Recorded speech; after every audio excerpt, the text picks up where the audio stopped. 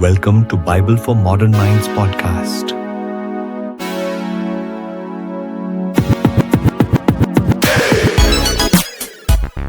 Our source material today is a singular, just intensely personal account from a woman we know as Amamira. Right. She was a Saudi royal who grew up inside the highest echelons of power and wealth, and she detailed her life in what she called a gilded prison. It's a story we really wanted to dive into because it's just a masterclass in resistance against total information control. Yeah. Amamira's account isn't just about escaping physical walls. It's about navigating this profound psychological tension between, absolute internal doubt and absolute external religious duty. Absolutely. So our mission today is to unpack the reality of that highly restrictive environment, and trace the specific, almost unbelievable steps that led to her escape. And it all starts with this tiny spark of forbidden curiosity. And it ends with a high-risk diplomatic operation just to save her life. Because, as she knew all too well, apostasy leaving Islam carries the ultimate penalty in that environment.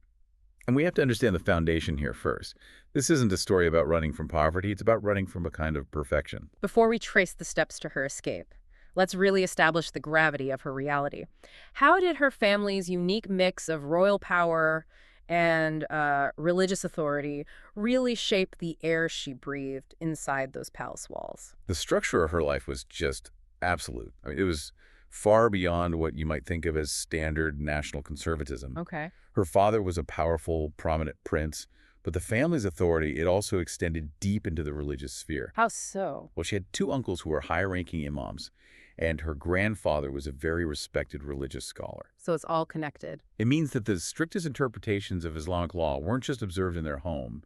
They were zealously enforced and, importantly, politicized. So the pressure on her to be this flawless example for the entire nation must have been immense. You note that her days were structured entirely around the 5 daily prayers. Precisely. And that creates this psychological cage where time itself is not your own. It's constantly mandated by ritual. Everything stops for Fajr before sunrise, which requires the strict wudu ritual washing, and then again at midday, afternoon, sunset, and night. There's no off switch for compliance. None at all. This constant mandatory adherence just eliminates personal space, personal time. And the physical restrictions, they only got more intense as she got older. Oh, absolutely. She started the abaya and hijab at 12, but by 15, she was made to wear the full niqab. Where only her eyes were visible. Exactly. And she talks about this sensation of just disappearing behind that heavy black fabric. That word disappearing is so deeply telling. It is. The niqab is the ultimate tool of invisibility and control. Psychologically, it's just devastating. How so? Well, it restricts your peripheral vision, it dampens sound, and it removes your ability to communicate identity through facial expression. She said she'd look in the mirror and feel like a stranger was looking back. Mandatory self-erasure. That's a perfect way to put it. It was a precondition for existing in public. So outwardly, she was the perfect Muslim princess. Multilingual, groomed for a powerful future, reciting the Shahada, fasting, giving charity. The external structure was flawless. Flawless. Yet internally, despite performing every single ritual, she felt this growing hollow space. And that's the tragedy of it all, isn't it? A life defined by required performance. She was desperate for a real connection. She writes about whispering these sincere dua prayers, personal petitions, just begging Allah to make himself real. But she was met with silence. Total silence. And that, coupled with the constant terrifying fear that her very questioning was haram, forbidden, it just created this crisis that was completely suffocating. And this wasn't a new feeling for her. She shared a specific story from when she was just 16 that shows how deep this isolation went. She does. She describes slipping out to the palace garden, away from all the watchful eyes, looking up at the desert sky and just whispering, "Are you there? Can you hear me at all? Do you even care?" And the only reply she got was the distant, echoing call of the nighttime prayer. This shows us that spiritual emptiness was profound long before any physical escape seemed possible. That internal emptiness really set the stage for the external walls to close in completely. Because at age 24, she was summoned for the inevitable duty. Marriage. And not a marriage of choice. No. This was a cold, hard political maneuver. It was designed to cement a monumental alliance between two of the most powerful families in the kingdom. And the groom. The groom was the son of another powerful religious leader. He was 30 years older than her and already had 2 other wives. The purpose was to bring honor and strengthen family influence. So what did that mean for her personally? I mean, besides being the third wife, why him? He was chosen specifically because of his reputation for a harsh, deeply traditional interpretation of Islamic law. Oh, wow. So marrying him meant she was transitioning from her father's authority to a husband known for strict, controlling household rule. She knew immediately what it was. A transfer of ownership. She was becoming political property. She tried one small act of defiance. She asked to complete her final year of university. And what happened? Her father shut it down. He said her education had served its purpose. Her purpose was now the alliance. So she's lying awake at night, terrified of a future with zero personal autonomy. And then, completely by accident, the system of control she's lived under her entire life fails for just one fleeting, profound moment. Exactly. She was being driven to an approved shopping excursion. A heavily chaperoned event, of course. Of course. Their car, bulletproof and tinted, stopped at a major intersection. And through the window, she saw a foreign woman crossing the street. Yes, the woman was dressed modestly, but she wasn't wearing a hijab. But what really arrested Amamira wasn't the clothing, it was her expression. What did she see? She radiated what Amamira called a vibrant joy, an inner peace that was just completely alien to the constant pressure and performance Amamira lived under. And then the turning point. The woman shopping bag tears. She kneels down to get her things. And Amamira catches a glimpse of a book inside. A Bible. A Bible. Now, Amamira had been taught for 20 years that Christians had corrupted their scriptures and committed shirk, the unforgivable sin. They were misguided, morally corrupt. Exactly. But the peaceful face of this woman, combined with a small act of kindness from a local man who stopped to help her, it just shattered that entire narrative. How could someone committing the worst possible sin look so peaceful?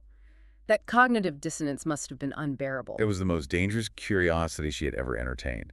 And that very night, she knew she had to search. She used a private tablet, which was itself difficult to get and hide, and access the forbidden web with a VPN. Can the technical risk involved in just running a Google search? I mean, we can't understate that. No, the Saudi firewall is designed to be comprehensive. She was bypassing a state-enforced censorship system. Any trace of that search history, if found by palace security or her father, It would have been instant proof of apostasy. and likely resulted in her execution. She was literally gambling her life on a search query. And what she discovered was revolutionary. It was. She learned that Christians believed in one God in 3 persons, not 3 separate gods. And most startlingly, that God sought a relationship with humans, not as subjects or slaves, but as beloved children. She writes that the concept was too beautiful to be true. It was. She had only ever known a demanding, transactional God who required sacrifice and perfect performance.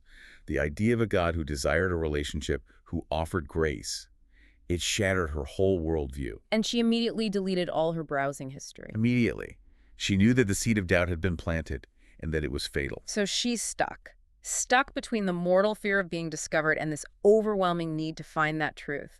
And that internal pressure is what leads to the dramatic spiritual turning point. Yes, just 10 days before the wedding, the lucid dream. Tell us about that. She was at her limit, physically, emotionally. In the dream, she's running down a dark corridor, weighted down by this heavy, elaborate wedding finery. The weight of her status, her duty, made it impossible to escape. The garments were the ultimate gilded chains. And then, this figure appeared. Jesus, dressed in gleaming white, radiating kindness and absolute authority. And here's the key detail. What was it? He spoke her personal name, Amira, the intimate name only her closest family knew. And he said, "I am the way, the truth, and the life. Follow me, and I will lead you to freedom." She reached for his hand, and the heavy garments just fell away, replaced by simple white cloth. She woke up with a peace she had never known. And in that moment, the fear of living without truth had finally become greater than the fear of dying for it. This is where conviction hardens into life or death action. Yes, she had to find confirmation. She reached out via that encrypted chat to the underground network, and she was connected with a truly heroic figure. The Filipina housemaid. A Filipina housemaid working in a neighboring, equally restricted palace compound. And the risk that housemaid took to deliver the source of truth is just astounding. It was meticulous tradecraft. The maid smuggled in a small digital device with a Bible and Christian teachings, hidden inside a hollowed-out copy of an approved, respected Islamic religious text. If that book had been discovered. The consequences for both women would have been immediate. Prison or death, absolutely. The passage that solidified her resistance was from the book of John. John 8:32. Then you will know the truth, and the truth will set you free. That word freedom, it just resonated so deeply. It spoke to spiritual liberation, but also physical liberation from her marriage. Right. She realized that God was offering grace in relationship, the exact opposite of the life of mandated performance she had always known. But the spiritual liberation still needed a physical escape, and the final brutal catalyst for that move arrived just 3 days before the wedding. Her intended groom visited for a final family dinner. Amamiro was required to serve the mentee. As she did, she notes he just studied her with his cold clinical evaluation. And later that evening, she overheard him talking to her father. Yes. He commented that she possessed a defiant gaze and remarked she will require a firm hand. Then he went on to confirm that her father had given him full authority to discipline her as needed and that she would immediately focus on bearing sons. That crystallized everything. It did. The marriage wasn't just a political alliance. It was an agreement to transfer authority for her physical and emotional control. She had to leave. Now. So she reaches out to her contacts, and they respond with an immediate, complex, and just enormous high-risk request. A diplomatic couple would smuggle her out. This is where the story shifts from a personal memoir into, like, a geopolitical thriller. Because this couple was risking everything. Their international careers, their status, their safety. The whole plan was based on exploiting the minimal scrutiny given to diplomatic vehicles and personnel. So the plan was meticulous. She would use the diplomatic wife's passport, relying entirely on a dramatic disguise to pass as a Western woman. The disguise required key alterations.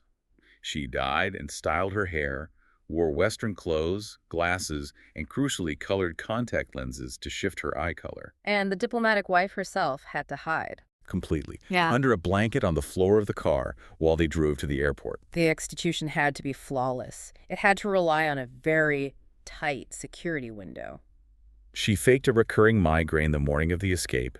She told her lady's maid not to disturb her until late evening. Right.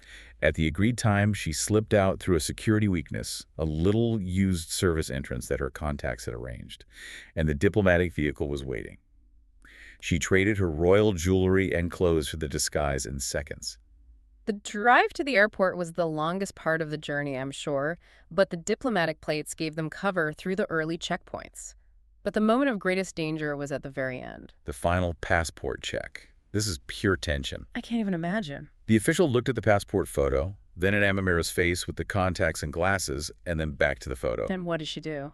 She recounts forcing herself to breathe normally, meeting his gaze, not with fear, but with the specific projected persona. She had to mimic the confident expectation of a Western woman used to freedom of movement. I mean, that is just an astounding presence of mind under paralyzing pressure. She was relying on pure acting to save her life. Then it worked. After what she says felt like an eternity of silence, the official stamped the passport and waved the car through. Unbelievable. She notes she only allowed herself to believe she was really safe when the plane lifted off the ground, leaving behind what she called her gilded chains. She was received in Europe by a network that supports persecuted converts, given asylum, legal help, and maybe most importantly, a community. And 3 months after her escape, she was publicly baptized. She described the feeling as years of fear and pretense washing away. The aftermath, however, was brutal and it's ongoing. Absolutely. Her family issued these public denouncements. Her father declared her dead to him, just erased her from the family history. And worse than that. Worse than that, she learned through reliable sources that an honor killing had been sanctioned if she were ever found. So the danger she fled is now a permanent global threat. She had to rebuild her entire identity from scratch, without wealth, without status, and wrestling with this profound grief and loss. But the source material ends with her finding peace in a really powerful scripture that just counters her entire upbringing. Which one? My grace is sufficient for you, for my power is made perfect in weakness. If we connect this back to the bigger picture, her journey shifted from a life of mandatory religious performance where she had to sacrifice her identity to a faith based on a God who sacrificed for her. Exactly. And now she works with organizations helping women escape similar religious persecution.